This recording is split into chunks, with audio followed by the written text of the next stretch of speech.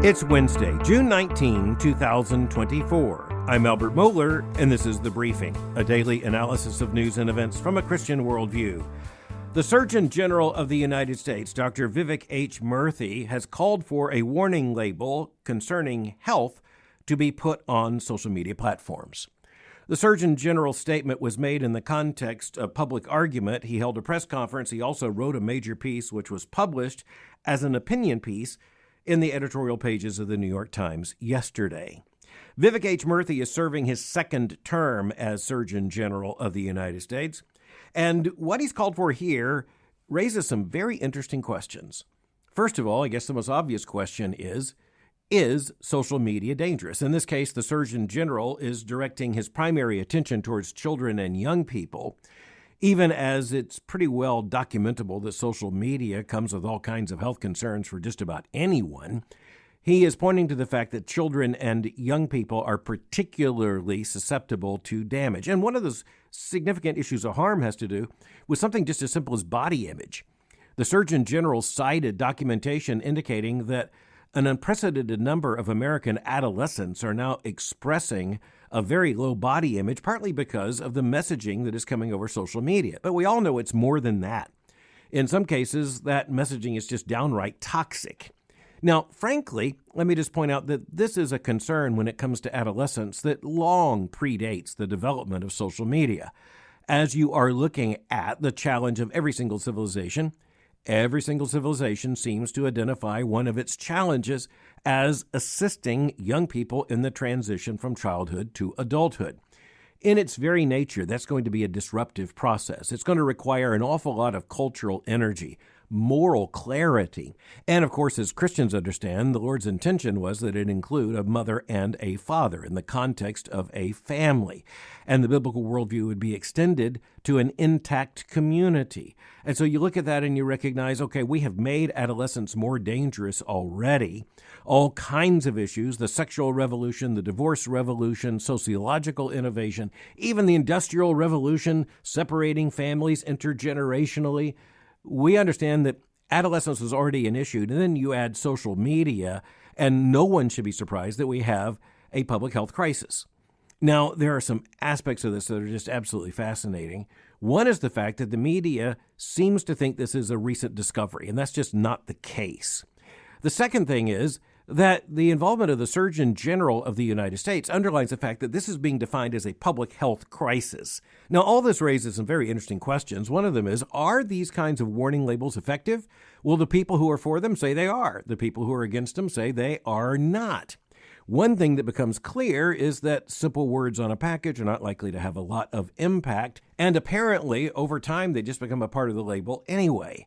But when it comes to something like a social media platform, it isn't at all clear what a warning label could be, much less what it could accomplish. And frankly, even as is true in the case of so many issues, no one's going to suggest you go drink water out of a swamp. The reality is that if the fact that social media represent a public health crisis, particularly for adolescents, if this is something new to you in terms of thinking, well, something's wrong with your thinking that frankly isn't going to be fixed by a warning label. You know, there's another aspect to this I just have to mention, and I haven't seen anyone in the secular media point to this.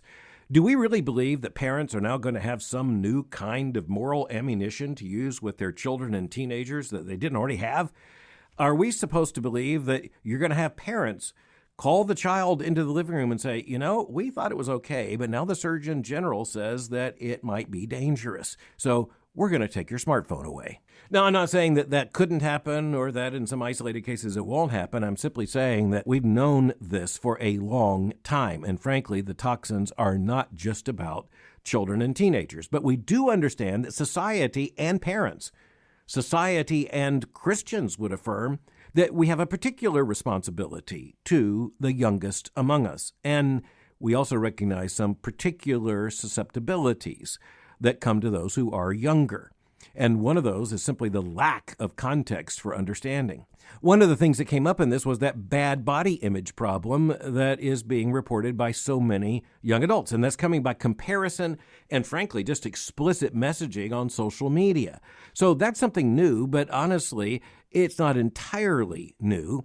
It's just that when you look at social media, particularly when you combine it with a smartphone, you are looking at a particularly toxic combination, because then that kind of usage, that kind of exposure can be when the young person is entirely alone with no external referent and, frankly, with very little ability to separate image and reality, truth and fiction.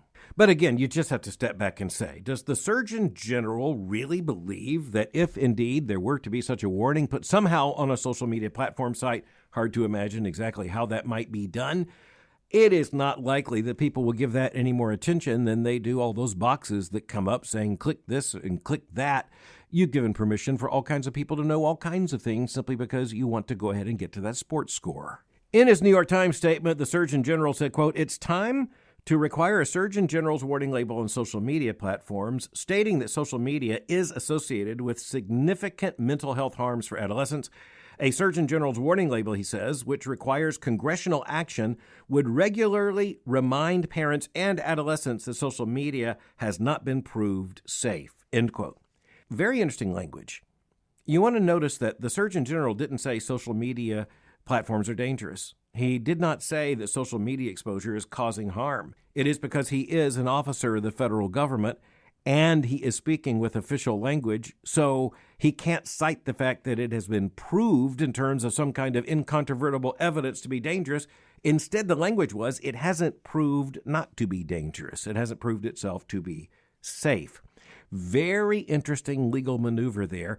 But once again, it removes the situation from really much plausibility that it's going to make much of a difference. Later in the article, Dr. Murthy said, quote, "To be clear, a warning label would not on its own make social media safe for young people. The advisory I issued a year ago about social media and young people's mental health included specific recommendations for policymakers, platforms, and the public to make social media safer for kids. Such measures, which already have strong bipartisan support, remain the priority," end quote. Well, they might remain the priority, but the fact is his list is at this point still just a list. And that's because the problem is obvious. It is virtually impossible for any intellectually honest individual, certainly an adult, much less a parent, to say that social media is not causing harm to children and young people. It's virtually impossible for any educator to claim that it is not a major problem. It is very difficult for any Christian ministry involved particularly with families and youth not to be able to say this is a huge issue even in church. And I want to be clear, I'm not saying here that this proposal from the United States Surgeon General is wrong. I'm simply saying it's ineffectual. It's simply wrong to think this would make a big difference. Now, that doesn't mean that it shouldn't happen. That doesn't mean that there would not be some value to it. But stating the obvious is something that probably is not going to work when people are already ignoring the obvious. And that is to say, there are very dangerous, deleterious effects to social media exposure, and the younger you go, the greater the susceptibility. Later, the Surgeon General wrote, quote, "There is no seatbelt for parents to click, no helmet to snap in place, no assurance that trusted experts have investigated and ensured that these platforms are safe for our kids. There are just parents and their children trying to figure out on their own, pitted against some of the best product engineers and most well-resourced companies in the world," end quote. Well, you know, there is something important in that particular statement. And that is the fact that there are those who have produced these social media platforms who have everything to gain by maximizing the exposure of every single human being to those platforms every single second of our time. And that's because they are exploiting that opportunity. They have nearly eliminated the ability of some human beings to even live in silence and undisturbed thought. This is a major menace, I will argue. I'm not going to say that it's not yet proved that they're safe. I'm going to say they can't be safe. Now, I'm not saying that you have to get off all social media and you have to get out of the digital world. I am saying you do need to count the cost, and we do have to understand that our Christian discipleship extends to everything we do, everything we see, everything we willingly hear, and everything to which we expose ourselves. And as Christians, we know we're absolutely responsible for everything we say all the time, everywhere, online or not. But as we look at this, it is interesting to see, on the one hand, kind of the extension of the liberal argument, the more progressivist argument about the power of government. Government is now to be the teacher. Government is now to be the healthcare officer. Government is now to be the parent. Is that what's going on here? Now, one of the very interesting things that was said by the Surgeon General of the United States is that parents need backup. Now, there's a sense in which that would be the right role if there is a role for the community or government. It would be to back up parents. But in this case, what we do not have really is a backup for parents. What we have here is the government leaning in and saying, you really need to do something. And as you think about doing something, you might want to think about doing a little something. This is where Christians have to go far beyond that logic. We have to understand that, yes, when it comes to parenting our own children and teenagers, we can't just hand them a smartphone and access to social media, but we can't just turn to the Surgeon General and say, well, how much of this is safe? We have to act as Christian parents. We have to act as Christian churches thinking about these issues and advising parents. And with Christians who are talking about these things in a godly conversation, we have to learn how to put these things into perspective. And quite frankly, we also have to learn that one of the most basic Christian responsibilities, one of the most basic evidences of Christian maturity, is to be able to look at anything the world offers and say no to it, or at least to say no to it on the terms the world insists upon. Now, it's something else to look at some basic facts that should be very informative to us, such as the fact that the people in Silicon Valley who have come up with these platforms, the people in Silicon Valley who have pioneered these technologies, they tell us honestly over and over again, they do not let their own children and teenagers have access to them. This was true of someone like Steve Jobs, famously started Apple Computing, later just Apple, the father of the smartphone. This is true of those, at least some of those who are running the social media platforms who make very clear they wouldn't let their children or teenagers on them. That should be very instructive, just as a matter of fact. The very people who know how habit forming, how addictive, that's not an exaggeration here, and frankly, it's a term in this context you don't even need the psychotherapeutic revolution for. All you need is the evidence of, say, being in a public place and looking at the behavior. You look at this and you recognize we really don't need a Surgeon General to tell us we have a problem. That's not to say it's wrong for the Surgeon General to say so. It's not to say it's wrong for the New York Times to run the article. It's not wrong for the Surgeon General to take the opportunity to prompt the conversation. But I do want to come back and say this is not the moral authority that for Christians is most important. That moral authority comes down to the Word of God and the Christian truth as mediated into the lives of children and young people, primarily through their parents, who, counterculturally enough, are actually those who are supposed to act on behalf of their children, and that includes saying no to any number of variable opportunities for exposure. Now, just as we're thinking about this and understanding how the world's going to think about this, well, the social media world's going to push back on this. The New York Times, in a news article that started on page 1 yesterday, says this, quote, technology companies are likely to argue that the science on the harmful effects of social media is not settled. Argument number 1, the science is not settled. You know when they will admit the science is settled? At no point. You don't have to wait for the science to settle on the fact that lying is a sin and that disobedience to parents is wrong. In this case, I would suggest to parents, your responsibility is develop your own science and apply it. You're certainly going to see the technology companies make that argument, but then the Times also points to a second argument, quote, they will also invoke free speech law, arguing that the government cannot force companies to carry a product warning, which is sometimes described as, quote, compelled speech, end quote. Now, at this point, you have to recognize the social media platforms have been making this argument from the very beginning. It's not like they've been hiding their agenda. They are going to make the argument that you can't compel us to say this. And I'm going to go ahead and say, without being compelled, that even if they have to say it, I don't think it's going to have much effect. So on so many of these issues, it turns out to be a big headline. And frankly, the issue turns out to be not only as big as the headline suggests, but as Christians understand, even bigger. But the solution is also more explicit and more direct than the New York Times or the Surgeon General of the United States want to recognize. The beginning of this responsibility isn't with the government, it is with parents. And at the end of the day, parents are going to have to make the decision. They're going to have to set the policy, and they're going to have to apply it. But secondly, in a related development, another headline, and you're going to love this one. This one comes from the Wall Street Journal. The headline is, Los Angeles School District votes in favor of cell phone ban. Now, that's quite a headline. Los Angeles School District, in this case, it's one of the biggest in the country. It's the Los Angeles Unified School District. We are told that the school district voted this week on Tuesday, quote, to ban cell phones during the entire school day. The Wall Street Journal goes on to say, quote, becoming the largest school system to take such a step in an era of concern about youth cell phone use and social media addiction, end quote. Now, I can tell you that teachers have had enemies for a very long time. Education has had enemies. But honestly, I will tell you that most of the teachers that I know will tell you that the digital devices are the greatest enemy they have ever had in terms of teaching children and young people. And by young people in this case, I'm shooting way past high school. Well, you might look at this headline and say, well, you know, this is really big news. One of the biggest school systems in the United States has voted in favor of a cell phone ban, until you read the article and you understand, wait, that's not exactly what they voted on. And no one knows exactly what the policy is going to look like. But you get about 6 or 7 paragraphs into the news story, and the ban's not looking like much of a ban. Consider this paragraph, quote, the move by the Los Angeles School Board, which voted 5-2 in favor of the ban, clears the way for school leaders to create a policy on how to ban devices that would take effect by January. Then listen to the next sentence. The extent of the ban could vary by grade level, the board said. Well, wait just a minute. Ban, at least in the old use of the English language, meant ban. You put in a headline, the district votes in favor of cell phone ban.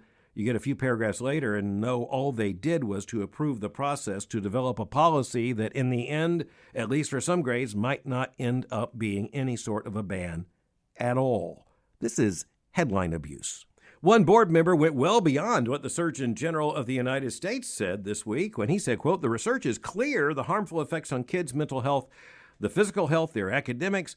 This is an idea whose time has come, end quote. Well, that was short and succinct. But if you're going to say that, wouldn't you actually follow that up with a ban? That means something like, oh, I don't know, a ban? One final thought on this. It turns out that almost everyone involved in this equation comes back to say, you know who the major enemy is when you're looking at this kind of a significant step coming on social media use or cell phone use, digital device use among teenagers in school? You know where the major opposition comes from? From the students, you might say? Well, it turns out there is opposition there, but you know, there's bigger, more powerful opposition from their parents. Because it turns out that many parents have simply decided that they now are required to be in constant 24/7 digital connection with their offspring. Now, as a parent and as a grandparent, I have to say I can understand this in part. On the other hand, why in the world do you send them to school if it's supposed to be an extension of your kitchen table? And I would also ask the question, what are you going to do if these young people go to college? But then again, you can probably answer that question for yourself. We all know of an incredible number of young people who, quite frankly, are seemingly unable to make some very basic decisions and negotiate much of life because they are completely tethered to the smartphone. Now, on the other hand, there's a wonderful aspect to this that just affirms how much parents love their children, how much children actually love their parents, and quite frankly, how fundamental and basic that relationship is. Yeah, that is really important. And I don't see anyone in the secular world saying, you know, how exactly does that happen? But I also want to state that it is the goal of parents actually to help their children to develop into a functional adulthood. And there is plenty of evidence, if you're looking for evidence, that the smartphone can be, at least at times, a hindrance to that development, not a help. I also want to point to what one board member said in the debate there in Los Angeles. You're going to love this one. This particular board member, identified as George McKenna, said, quote, it's a civil right to have your cell phone, end quote. Now remember, let's think about it for a moment. We're not talking about the teachers. We're not talking about the parents. We're talking about the students. And here you have a Los Angeles Unified School District board member stating that children and teenagers have a constitutional right, a civil right to access their cell phone. Well, how long is it going to be before a certain number of, say, middle school and high school students show up with an attorney to meet with their parents to make sure their parents are fully aware of the law? You know, you look at some of these arguments and you say, how in the world can this argument be made with a straight face? And then you just have to understand, this is where we are. That kind of argument was made not only with a straight face, it was made in public debate over a policy by an elected school board member. So there we are. Well, all right, we need to shift now to the international context, and I want to go to what happened in recent days with the meeting of the G7 democracies. They met just days ago in Italy.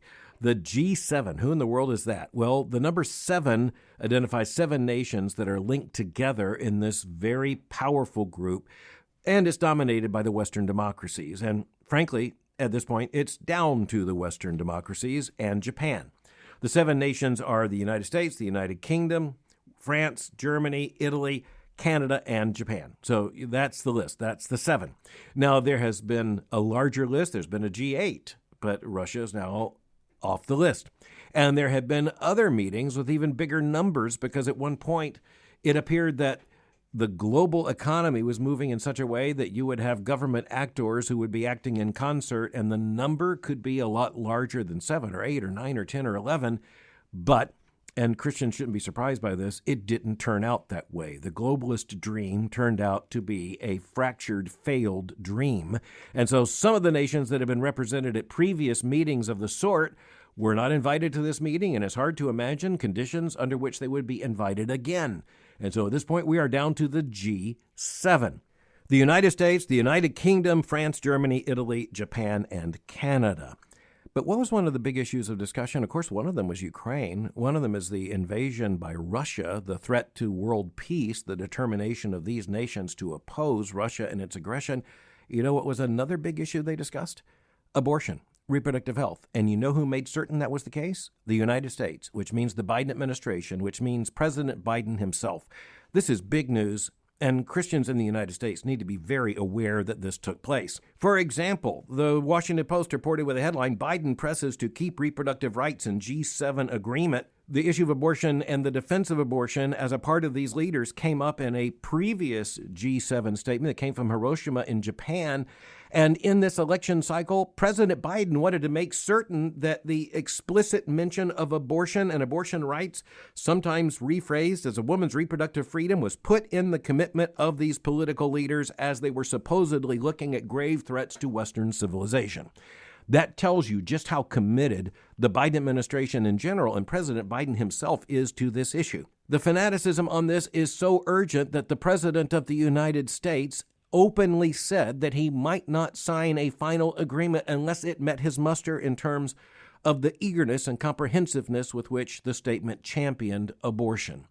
Now, what makes this bizarre is that even with this, and even with the headline being the president's demand of this, you have a newspaper like the Washington Post report this with a straight face. Quote, Biden, a lifelong Catholic, has not been an unwavering backer of abortion rights throughout his long political career, but in recent years, he's become a firmer advocate of that position, putting him in line with fellow Democrats. The Dobbs decision, said the paper, quote, has animated Democrats and led to several notable successes by the party in recent elections, end quote. So when are they going to stop reporting this self-contradictory reporting that somehow Biden, a lifelong Catholic, has had some kind of moral qualms on abortion? Because you're not going to hear that from the president. The president, who's the one person who could speak to this with some credibility, all he is saying is that he is not even going to sign a G7 statement that isn't eager enough in its advocacy for abortion. And we know at this point this means basically categorical support of abortion. And he's doing this even as he is directly denying the authority of the Roman Catholic Church on this issue, and yet he claims to be a lifelong Catholic. And the Washington Post will identify him just that way, suggesting that he's been an unwavering backer of abortion rights throughout his long political career. Well, he has changed his position somewhat, but it's an understatement to say, quote, in recent years, he's become a firmer advocate of that position, putting him in line with fellow Democrats, end quote. No, he is basically now for a radical assertion of abortion in circumstances that go far beyond where you might even expect he would speak to this issue. He's now using it in a coercive way in a G7 economic meeting.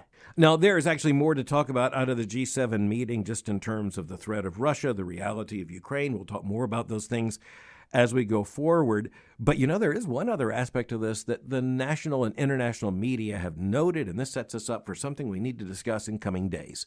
And that is what in the world is going on in European politics. Because it is the G7, and yet it is being reported very clearly that the host of this meeting, and that is Italy's Prime Minister Giorgia Meloni, she might be the only member of the G7 present at this meeting to be back for the next one, because we are getting ready to go into a political cycle in which there could be an absolute upending of virtually all European politics, and for that matter, the question of the White House. So this is unprecedented change coming at a time when you look at a picture of those leaders gathered for the G7 and you realize that with the exception of the host, the rather conservative in the European sense Italian prime minister, the rest of them might be gone by the next meeting. We are living in times of political volatility, no doubt about that, but as we need to discuss, this is a political volatility with so much at stake, and frankly, in a way that is unprecedented in our political history. We understand we are looking at very volatile times. We need to understand why the times are so volatile and what that volatility means to us.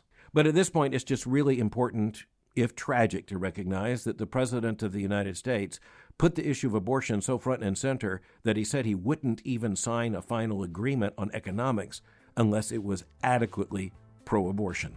Yes, elections have consequences. Keep that in mind.